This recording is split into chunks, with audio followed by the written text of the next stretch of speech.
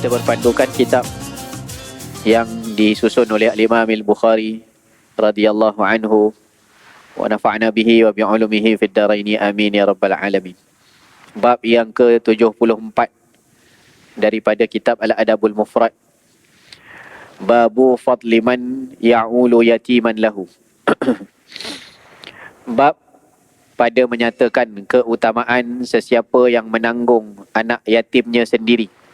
Assalamualaikum warahmatullahi wabarakatuh. Bismillahirrahmanirrahim. Alhamdulillahi rabbil alamin. Wassalatu wassalamu ala asyrafil anbiya wal mursalin Sayyidina Muhammad wa ala alihi wa sahbihi ajma'in. Rabbana zidna ilman warzuqna fahman birahmatika ya arhamar rahimin. Allahumma faqihna fid din wa 'allimna at-ta'wil wahdina ila siratikal mustaqim. Bismillahi ma syaa Allah la quwwata illa billahi ma syaa Allah. Kullu ni'matin min Allah ma syaa Allah. Al khairu kulluhu bi yadillah ma syaa Allah. La yasrifu su'a illa Allah. Allahumma sallimna li Ramadan wa sallim Ramadan lana wa tasallamhu minna mutaqabbala.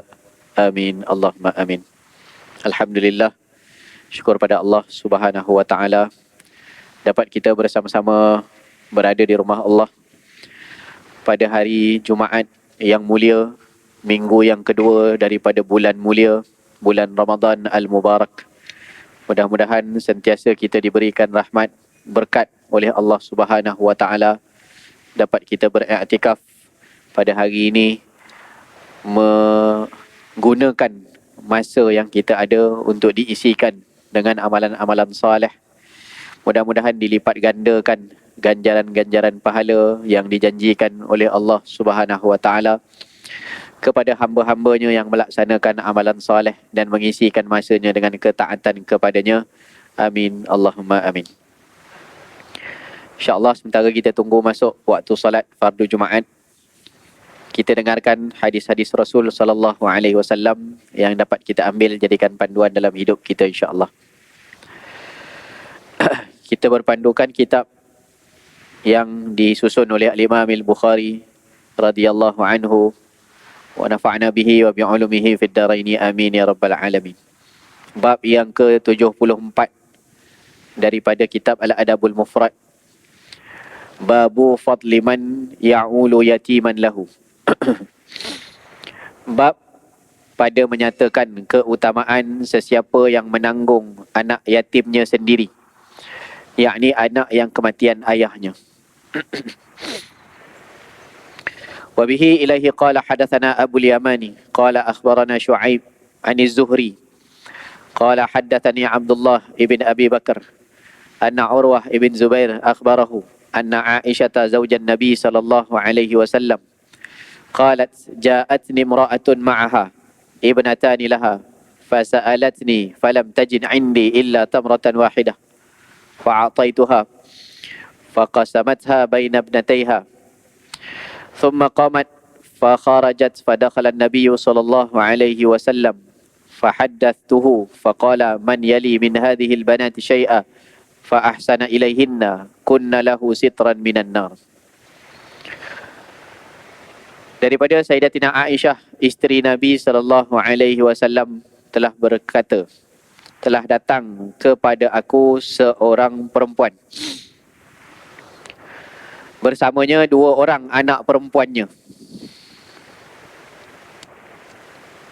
Jadi wanita ni balu kematian suami, datang dengan dua orang anak ke rumah Rasulullah sallallahu alaihi wasallam. Maka dia telah meminta kepadaku makanan, tetapi tiada padaku melainkan sebutir tamar sahaja. Lalu aku berikan kepadanya. Ya, beginilah ya kehidupan keluarga Rasulullah sallallahu alaihi wasallam.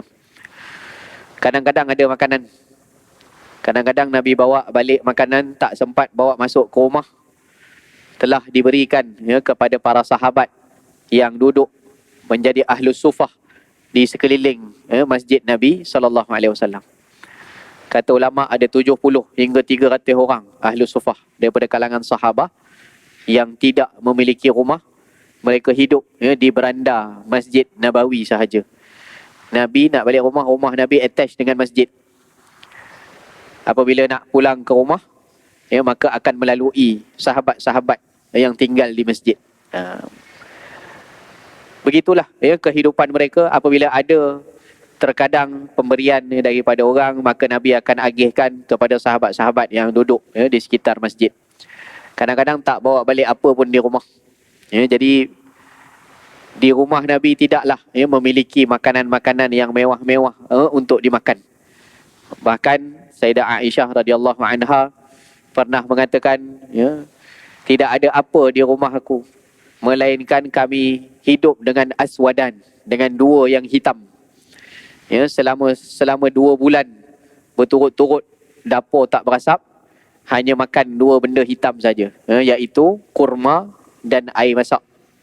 Kurma dan air saja. Hidup selama 2 bulan. Dan menunjukkan salah satu kelebihan kurma lah. Kurma ni dia banyak glukos, dan juga vitamin. Kita kalau tak makan kurma saja boleh hidup. Dan bulan puasa ni, kurma ni jadi sunnah untuk kita mulakan iftar kita dengan kita memakan kurma. Ini dilakukan oleh baginda Rasul sallallahu alaihi wasallam. Kalau pun tak berapa minat nak makan kurma pun, ingat sebab Nabi sallallahu alaihi wasallam lakukan, maka kita ittiba', nak ikut baginda Rasul sallallahu alaihi wasallam, maka kita makan juga.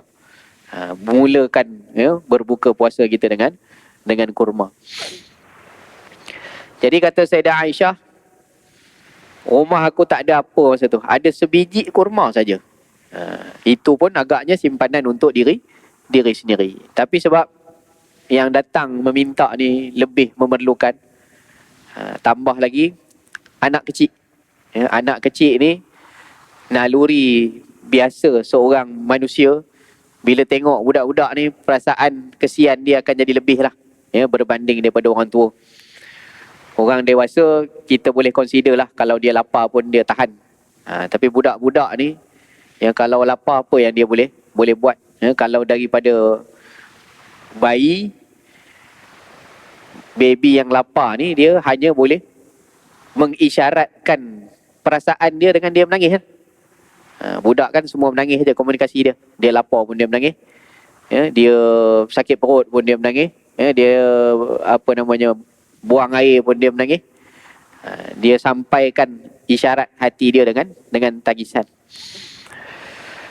Ala kulli hal, satu lagi sifat Sayyidatina Aisyah radhiyallahu anha sendiri adalah bukan beliau ini orang yang suka hidup bermewah-mewah.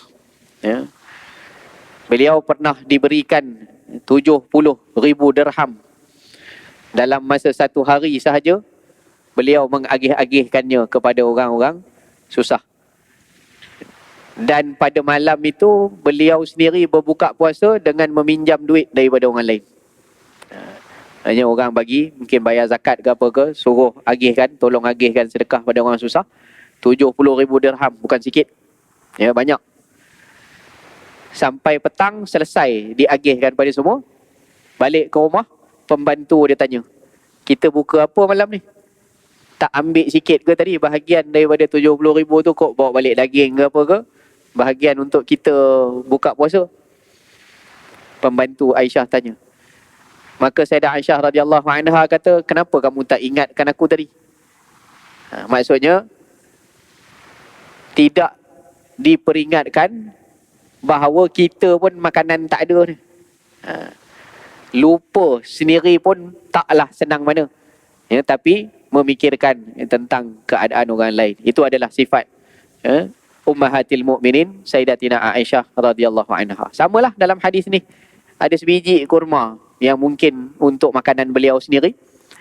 Tapi memikirkan ni ada seorang ibu yang kehilangan suaminya, maksudnya sudah tidak ada tempat bergantung. Nak besarkan anak-anak pula, satu cabaran. Jadi maknya tadi tu tebal muka dia. Pergi minta makanan di rumah-rumah. Maka diberikanlah oleh Sayyidatina Aisyah radhiyallahu anha sebiji kurma tadi kepada ibu tadi. Maka ibu tadi membahagikan tamar ini dan memberikan kepada kedua orang anaknya. Kemudian dia pun berdiri dan berlalu pergi. Jadi ada tamar sebiji, mak pun tak makan. Mak potong 2 je, dibagi anak seorang sebelah. Dah dapat anak dia makan, maknanya cukup lah. Dia pun pergi. Setelah itu masuklah Nabi SAW. Jadi lepas wanita tu pergi, tak lama lepas tu Nabi balik. Lalu aku memberitahunya kisah tadilah. Maka baginda SAW bersabda, sesiapa yang mengasuh anak-anak perempuan ini lalu berbuat baik kepada mereka, nescaya mereka akan dijadikan baginya pendinding daripada api neraka. Ini satu motivasi kepada ibu-ibu yang kematian suami, nak tanggung beratnya amanah didik anak, membesarkan anak dan menanggung kehidupan apabila hilang tempat pergantungan. Maka hadis inilah yang jadi motivasi. Bahawa anak-anak yang dia sabar membesarkan tadi, Imam Bukhari letakkan bab ni, kelebihan orang yang tanggung anak yatim sendiri. Apa maksud anak yatim sendiri? Kita biasanya ada mak dan ayah. Anak-anak kita ada kita dan isteri kita ada mak ayah. Mungkin dia tak rasa perasaan kehilangan ibu ataupun ayah. Jadi kita pun dianjurkan dalam agama kita bela, tengok, ambil tahu, ambil berat tentang anak yatim. Kerana mereka orang yang hilang tempat pergantungan, tak rasa kasih sayang mak ayah. Walau bagaimanapun, ialah anak-anak yatim ni biasa dipayungi atau dijaga oleh seseorang lah, ataupun sesuatu institusi. Sama ada dia duduk di rumah anak yatim, ataupun saudara mara dia, pak saudara dia ke, sepupu dia ke, siapa, ambil untuk jaga anak-anak yang kematian ibu ataupun ayah. Walau bagaimanapun, hadis ini menyatakan kelebihan bahawa ada ibu yang dia tak nak serah anak dia di bawah penjagaan orang lain setelah kematian suami dia. Dia ambil keputusan untuk dia mengharungi sendiri, mengabaikan kesusahan yang akan dilalui oleh diri dia sendiri. Daripada seorang ibu yang mungkin situasinya ataupun keadaannya berada di rumah, jaga keadaan rumah, tengok rumah tangga macam mana, tengok anak-anak, basuh baju, tengok kekemasan rumah, terpaksa untuk masuk ke dalam dunia sebagai seorang ketua keluarga. Tentunya satu perkara yang mencabar. Nak kena pergi cari kerja, nak menghadap dengan orang lain, kalau nak berniaga, nak kena bangun pagi sambil urus anak sekolah, sambil nak kena masak pula, siap-siap berjual lagi, pasang khemah lagi, buka meja jualan lagi. Banyak perkara-perkara yang benda yang sebelum ni orang lelaki kena buat, dia kena buat. Sebab apa tujuan dia? Dia nak menyara anak dia sendiri tanpa meminta-minta kepada orang lain. Maka kesusahan dan kepayahan tadi tu sebenarnya bukan satu benda kecil. Sebab dia perlukan satu kecekalan dan kesabaran yang cukup besar.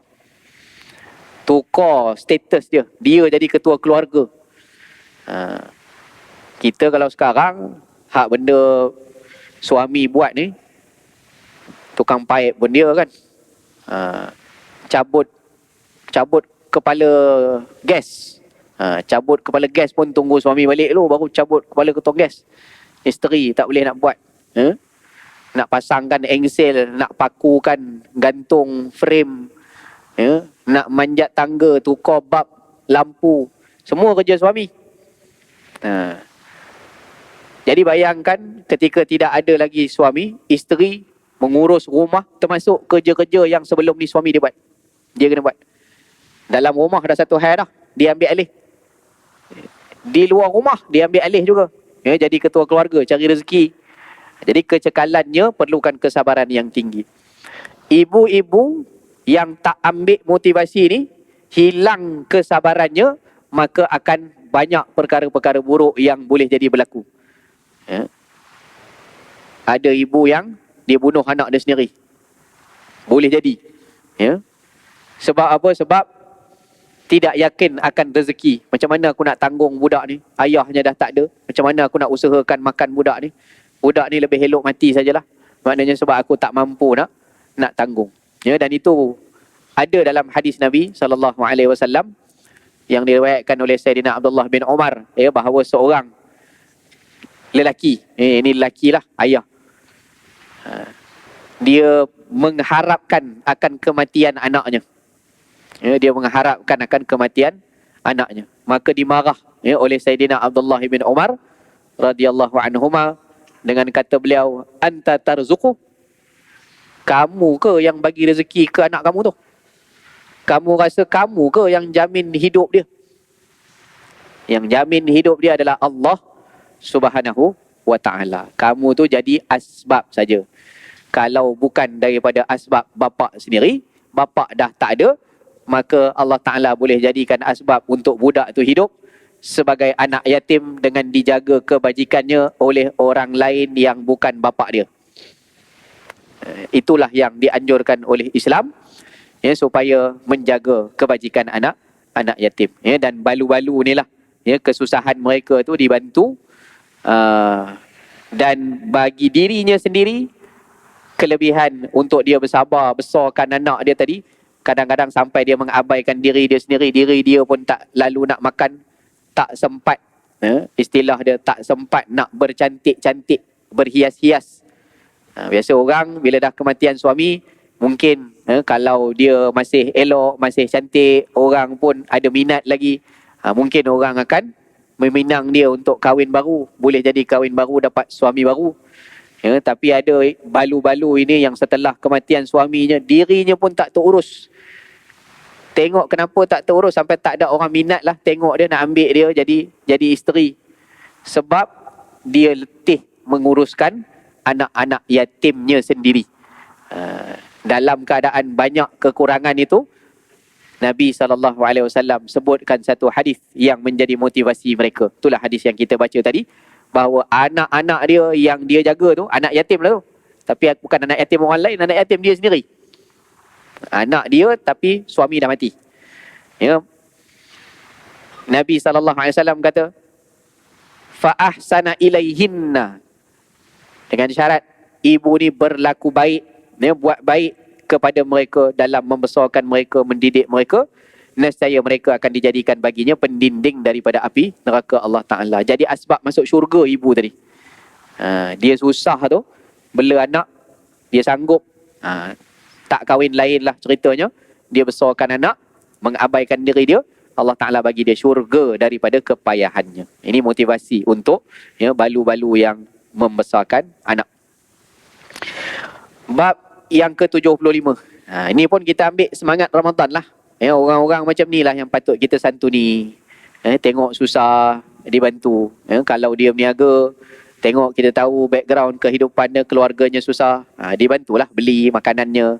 Ya, mungkin boleh, dibantu dengan cara begitu, selain daripada kita bagi ikut kepada keperluan dia ataupun keperluan, ya, anak-anaknya. Bab yang ke-75. Babu fadli man ya'ulu yatiman min abawaih. Bab pada menyatakan keutamaan sesiapa yang menanggung anak yatim yang kematian ayah dan ibu. Yang ni dua-dua pula, abawaihi, ya, dua-duanya mati. Tadi mak masih ada. Yang ini mak dan ayah sekali, ya, kehilangan mak dan ayah. Wa bihi ilahi qala hadatsana Abdullah bin Muhammad qala hadatsana Sufyan bin Uyainah an Safwan qala haddatsatni Unaisah an Ummi Sa'id binti Murrah al-Fihri an abiha anin Nabi sallallahu alaihi wasallam, ana wa kafilul yatim fil jannah kahataini aw kahadhihi min hadhihi, syakka Sufyan fil wusta walladhi tali ibham. Daripada Ummu Sa'id binti Murrah al-Fihri, daripada ayahnya, daripada Nabi SAW,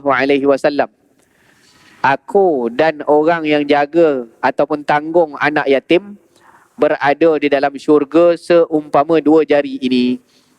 Ini kelebihan orang yang ambil tahu anak-anak yatim di rumah anak yatim, ya, ataupun saudara mara yang, ya, kadang-kadang banyak situasi berlaku. Selalunya sebab kemalangan contohnya. Ya, ibu dan ayah terlibat dalam aksiden, kemalangan, kedua-duanya meninggal. Ya, dan anak-anak didapati ada 4-5 orang lagi di rumah, umur pun tak berapa nak besar, paling besar pun darjah 6. Ya, contohnya paling kecil pun umur baru 1 tahun atau 2 tahun.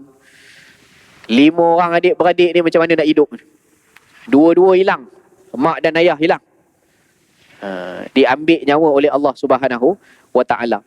Jadi mesti ada orang yang ambil bahagian untuk jaga mereka ni, nak besarkan mereka. Kecil lagi lainlah, ya. Kalau abang tadi, mungkin ada abang seorang yang dah besar lepas daripada 18, abang tadi sanggup nak ambil peranan jaga adik-adik, ya, maka abang tadi akan dapat ganjaran sebagaimana ibu tadi, balu tadi, yang ambil peluang untuk dia besarkan, dia korbankan diri dia untuk adik-adik dia.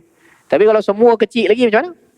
Mau sekolah rendah lagi, ayah mak dua-dua meninggal aksiden, maka akan ada orang yang ambil alih, sama ada saudara mara dia sendiri, untuk sambung penjagaan sampai dia balik, sampai dia besar, sampai boleh dia urus diri dia sendiri, sampai boleh diserahkan kembali harta pusaka ayahnya kepada diri dia. Ya, anak yatim ni hartanya diuruskan oleh orang sehinggalah dia cukup umur, maka diserahkan. Anak yatim bila dah cukup umur, tak namanya anak yatim dah, dia orang biasa dah. Yatim ni status budak yang masih tidak boleh tasarruf dengan wang pusaka ayahnya sampai dia cukup umur. Kalau undang-undang negara kita mungkin 18 lah. Dia masih sekolah tu, maknanya dia tak dapat tasarruf, dengan duit, melainkan daripada penjaga dia. Jadi ada penjaga yang pegang duit dia sampai dia cukup umur. Habis dia cukup umur, maka habislah status yatim tu. Kalau tidak, kita hak dah umur 60, saya pun anak yatim juga. Umur 60 anak yatim juga, pasal mak ayah saya meninggal dah 30 tahun lepas. Tak boleh lah mengaku anak yatim. Anak yatim tu sampai dia cukup umur je. Ya. Di situlah terlibat pula dengan perihal hukum-hukum yang lain lah. Makan harta anak yatim. Orang yang jaga anak yatim tadi, ada wasiat, ada pusaka daripada ayahnya, dia gunakan duit tu untuk besarkan budak tu. Dan dia pun boleh ambil sikit untuk makan, di samping dia jaga budak tadi. Tapi dia mesti ambil bil ma'ruf, dengan baik. Bukan dia makan harta anak yatim. Dalam ayat Quran, banyak ayat-ayat yang menyatakan tentang bahana ataupun ancaman kepada orang yang makan harta anak yatim dengan tidak ma'ruf. Kalau dia ambil untuk makan, dia samping dia bela. Banyak keadaan yang berlaku. Jadi dalam drama-drama, bila anak yatim ni bapaknya kaya, masing-masing berebut. Tak apa, saya jaga. Sebenarnya bukan nak jaga sangat budak tu, tapi dia nakkan harta yang patut dia jaga sebelum dia serahkan harta tu kepada budak tu. Akhirnya bila budak tu cukup umur, dia pun tanya, mana harta ayah saya untuk saya dah boleh hidup sendiri, saya uruskan harta sendiri. Maka orang yang menjaganya kata, tak ada, ayah kau tak tinggalkan apa-apa pun. Ya. Walhal dia telah menghabiskan, dia telah memakan harta anak yatim itu dengan batil. Allah Ta'ala sebut dalam Al-Quran, orang yang makan harta anak yatim ni, tidaklah dia memakannya, melainkan yang dimasukkannya ke dalam perutnya adalah api neraka sahaja. Makan harta anak yatim besar tu, dosa besar. Ya. Jadi disebabkan keperluan lah, kita tengok sangat keperluan kan. Macam tadi budak-budak kecil-kecil, siapa yang nak ambil jaga? Kalau keluarga tak nak ambil tanggungjawab, mungkin rumah anak yatim yang akan ambil, jabatan kebajikan yang akan uruskan, tengok di mana nak letakkan, ya, kanak-kanak ni. Nabi SAW menyatakan kelebihan bagi orang yang mengambil peranan itu. Yang dia ambil tadi, sama ada anak yatim keluarga dia, ya, ataupun dia buka rumah anak yatim, ya, dan dia lindungi dan dia tanggung anak-anak yatim daripada orang lain. Nabi kata, ana wa kafilul yatim, aku dan orang yang memelihara dan menanggung anak yatim, duduk dalam syurga kahataini. Dan Nabi mengisyaratkan kepada jari, macam dua ni. Perawi Syak, ya, telah meragui Sufyan, perawi ni, mengenai jari tersebut. Maksudnya Nabi tunjuk dua jari. Jari yang mana satu yang Nabi tunjuk, perawi ada sedikit ragu, sama ada dua jari ni atau dua jari ni. Ala kulli hal, ada isyarat yang Nabi tunjukkan, nanti aku dengan orang-orang yang ambil bahagian menjaga anak yatim ni, rapatnya aku dengan mereka dalam syurga macam ni. Kamcing, rapat sungguh, kedekatan yang sungguh dekat, jari sebelah ni. Kenapa dia mendapatkan sebagaimana kita tahu, Nabi SAW memiliki kedudukan yang cukup tinggi dalam syurga Allah Subhanahu wa ta'ala. Bahkan itulah yang kita minta dalam doa lepas azan, tiap-tiap kali kita dengar azan. Wa ba'athu maqaman mahmudan lilladzi wa'adta. Dan kurniakanlah, anugerahkan kepada baginda kedudukan yang tertinggi yang namanya wasilah. Ati Muhammadanil wasilata wal fadilah. Wasilah ni satu tempat kat syurga, tak ada orang dah duduk situ melainkan seorang saja hamba Allah. Dan itu adalah tempatnya baginda Rasul sallallahu alaihi wasallam. Maqam paling tinggi dalam syurga. Kalau Nabi dengan kedudukan setinggi itu, maka siapa pula yang Nabi SAW sebut kafilul yatim kahataini fil jannah.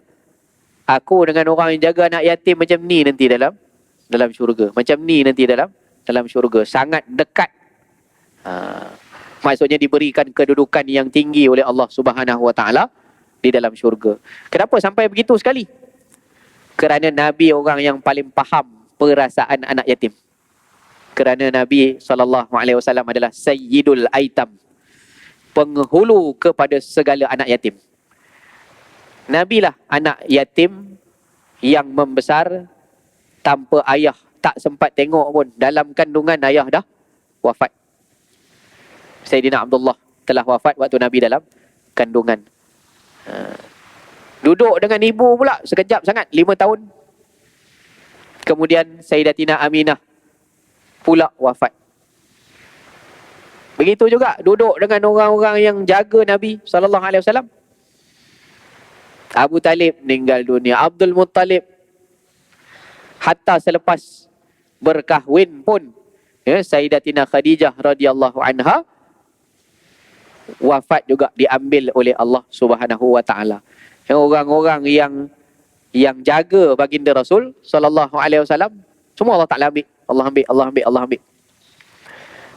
Dan ada hikmahnya lah. Ya, hikmahnya kerana Nabi sallallahu alaihi wasallam itu Allah Taala nak tarbiyah secara langsung. Dan tidak ada dilema dalam pembahagian ketaatan kepada Allah Subhanahu wa ta'ala. Nabi keluarkan banyak hadis-hadis. Imam Bukhari ada satu kitab Birrul Walidain. Hatta dalam Adabul Mufrad, awal-awal dulu 70 hadis. Kita dah bahas tentang bagaimana ketaatan kepada ibu bapa. Nabi memberikan saranan-saranan yang cukup banyak untuk seorang anak taat kepada mak dan ayah dia. Bayangkan kalau Nabi SAW ada mak dan ayah, dalam masa yang sama Nabi SAW perlu menyampaikan dakwah dan maknanya menjadi Rasulullah SAW menyampaikan dakwah. Kita pada hari ini saja banyak dilema-dilema yang kita hadapi. Kita bekerja nak sara isteri dengan anak kita. Dalam masa yang sama orang tua kita di kampung uzur. Nak balik selalu tak boleh. Nak bawa jaga dekat rumah pun serba salah. Mak dan ayah tak nak keluar daripada rumahnya di kampung. Kita nak balik, kita kena berhenti kerja pula. Kita abaikan beberapa benda daripada keinginan kita. Kesenangan-kesenangan mungkin akan jadi susah. Orang yang banyak duit pun kena keluarkan banyak duit untuk dia.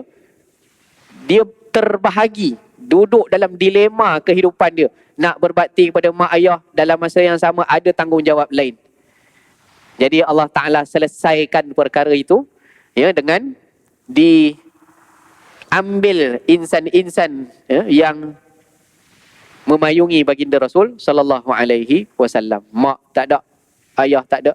Nabi jadi anak yatim daripada kecil. Dan langsung ditarbiyah oleh Allah Subhanahu wa ta'ala dan tidak ada dilema pada perkara tersebut. Jadi ini kelebihan orang yang menanggung anak yatim. Sikit lagi. Wa bihi ilahi qala haddatsana Amr bin Muhammadin qala haddatsana Hushaim Qala akhbarana Mansur anil Hasan anna yatiman kana yahduru ta'am ibn Umar fada'a bi ta'amin zata yaumin fatalaba yatimahu falam yajidhu faja'a ba'dama faragha ibn Umar fada'a lahu ibn Umar bi ta'amin lam yakun 'indahum faja'a bi sawiqin wa 'asalin faqala dunaka hadha fawallahi ma ghubinta yaqulu al-Hasan wa ibn Umar wallahi ma ghubin. Daripada Al-Hasanul Basri bahawasanya seorang anak yatim pernah menghadiri jamuan makan yang diadakan oleh Ibnu Umar radhiyallahu anhuma. Ibnu Umar siapa dia? Ibnu Umar adalah sahabat baginda Rasul sallallahu alaihi wasallam, anak kepada sahabat baginda Sayyidina Umar radhiyallahu anhuma. Yang sangat-sangat ambil berat dengan hadis baginda Rasul sallallahu alaihi wasallam. Beliau sangat obses dengan hadis Nabi dan sunnah Nabi. Sebagaimana yang kita tahu dalam riwayat Ibnu Umar ni, kalau Nabi yang tempat Nabi pernah duduk, beliau akan duduk di tempat yang kalau waktu tu Nabi naik tunggangan, Nabi turun untuk layan orang, beliau pada ketika yang lain hadir di tempat tu, beliau akan teringat setiap momen beliau bersama dengan baginda Rasul sallallahu alaihi wasallam. Tempat Nabi turun layan orang, dia naik kuda, sampai kat tempat tu pun beliau akan turun juga di situ. Walaupun tak ada urusan untuk layan orang lah. Bila ditanya oleh orang, kenapa Ibnu Umar kami tengok kamu macam pelik-pelik sikit? Kadang-kadang kamu berdiri, kamu tunduk. Kadang-kadang kamu berjalan, tiba-tiba kamu duduk. Kadang-kadang kami tengok perangai kamu terkadang tu agak pelik. Jadi Sayyidina Abdullah bin Umar cuma jawab, la adri, aku pun tak dapat nak bagi jawapan pada kamu, illa anni ra'aitu Rasulullah sallallahu alaihi wasallam fa'al kama fa'alt. Aku tak ada jawapan untuk kamu kalau kamu tanya aku kenapa kamu tengok aku gini gitu, melainkan benda yang aku buat tu adalah kerana aku pernah melihat Nabi sallallahu alaihi wasallam lakukannya dahulu, maka aku lakukan sebagaimana yang dilakukan oleh Nabi sallallahu alaihi wasallam. Ini menunjukkan kehebatan obses Sayyidina Abdullah bin Umar pada mengikuti Rasulullah sallallahu alaihi wasallam. Termasuk beliau tahu banyak hadis. Abdullah bin Umar adalah merupakan antara muksirin Nabi riwayah yang banyak riwayatkan hadis. Jadi beliau sangat ambil berat tentang hadis yang kita baca tadi tu. Ana wa kafilul yatim kahataini fil jannah.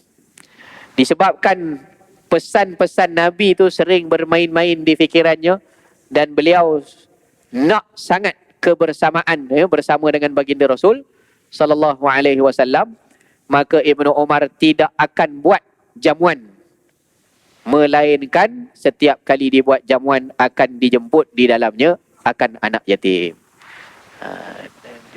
Dia buat jamuan je mesti dijemput anak yatim, belanja makan je mesti belanja sekali anak yatim. Ini sebab ambil berat dengan hadis Nabi sallallahu alaihi wasallam. Maka satu ketika anak yatim datang jamuan dia lah. Maka Ibnu Umar radhiyallahu anhuma telah mengajak kepada jamuan makan satu hari, lalu dia mencari anak yatim namun dia tidak menemuinya. Satu hari kenduri dicari nak ajak datang hadir kenduri, tak ada, tak jumpa. Jadi jamuan tu berlangsung tanpa ada anak yatim lah.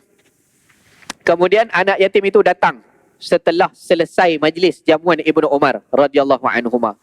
Jadi mungkin masa cari itu ada orang pesan, kamu kalau ni tu Ibnu Umar jemput, pergi kan, sebab dicari tak jumpa. Jadi mungkin sampai pesan dia, jadi dia datang kemudian lewat anak yatim tadi. Maka dia pun mengajaknya ke jamuan makan, namun didapati makanan telah habis. Dah habis berjamuan, datang lambat, makanan habis. Lalu Ibnu Umar radhiyallahu anhuma telah menjamu dengan sawiq, yakni sejenis makanan yang dibuat daripada tepung gandum dan asal madu. Ditepung campur dengan madu macam sagun lah. Seraya berkata, inilah untukmu, demi Allah engkau tidak rugi. Berkata Al-Hasan dan Ibnu Umar radhiyallahu anhuma, demi Allah dia tidak rugi. Maksudnya kamu datang ni tak sia-sia, aku akan muliakan kamu juga. Aku takkan bagi kamu pulang tangan kosong.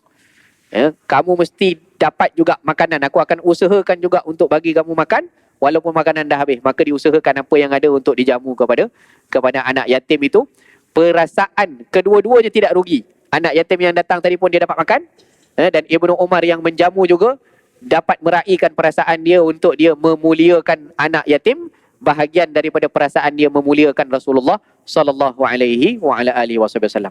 Jadi kita boleh simpulkan, menggembirakan anak yatim adalah menggembirakan Rasulullah sallallahu alaihi wasallam, dan itu adalah sebesar-besar ibadah kita kepada Allah Subhanahu wa taala, ya, kerana menyeronokkan baginda sallallahu alaihi wasallam dengan amalan-amalan sunnah, amalan-amalan soleh yang diajarkan oleh Nabi sallallahu alaihi wasallam. Kerana hakikatnya kita adalah, ya, saksi-saksi, ya, umat yang menjadi saksi, ya, kepada risalah yang disampaikan oleh baginda Nabi sallallahu alaihi wasallam, sebagaimana yang disebut dalam firman Allah Taala dalam surah An-Nisa, fa kaifa idza ji'na bi kulli ummatin bi syahidin wa ji'na bika 'ala haula'i syahida. Dan bagaimanakah orang-orang yang kufur pada Allah Taala di hari kiamat nanti, dia nak jawab, ya, tentang persoalan risalah yang telah disampaikan dengan diutuskan saksi bagi setiap umat. Maksudnya nanti orang-orang kafir akan ditanya, kamu dulu ada tak orang sampaikan kamu agama, kenalkan kamu dengan Tuhan? Dia kata ada. Tak ada alasan nak kata tak ada, sebab ada Nabi yang dihantarkan. Wajibna bika ala haula'i syahida. Dan kau wahai Muhammad, kata Allah, aku utuskan, ya, kepada umat kamu sebagai saksi. Maka nanti Nabi akan ditanya, sudahkah kamu sampaikan risalahku, agamaku? Nabi jawab, ya, sudah sampai. Mana buktinya? Buktinya kitalah umat pada hari ini yang salat dengan syariat Nabi Muhammad sallallahu alaihi wasallam, cara Nabi, yang berpuasa dengan syariat Islam sebagaimana yang Nabi ajar. Maka kita akan menjadi saksi bahawa Nabi kita telah menjalankan tugasnya, menyampaikan agama kepada kita, sehingga kita hari ini dapat ikut sunnah Nabi sallallahu alaihi wasallam dalam hidup beragama. Mudah-mudahan Allah Taala merahmati kita dan memberikan kita kebaikan, ya, kepada baki daripada bulan Ramadan. Mudah-mudahan dikurniakan keampunan kepada kita, rahmat dan pahala yang berlipat ganda, diberikan taufik dan diterima segala amal kita. Amin. Allahumma amin. Wa sallallahu ala sayyidina Muhammadin wa ala alihi wa sahbihi wa baraka wa sallam. Assalamualaikum warahmatullahi wabarakatuh.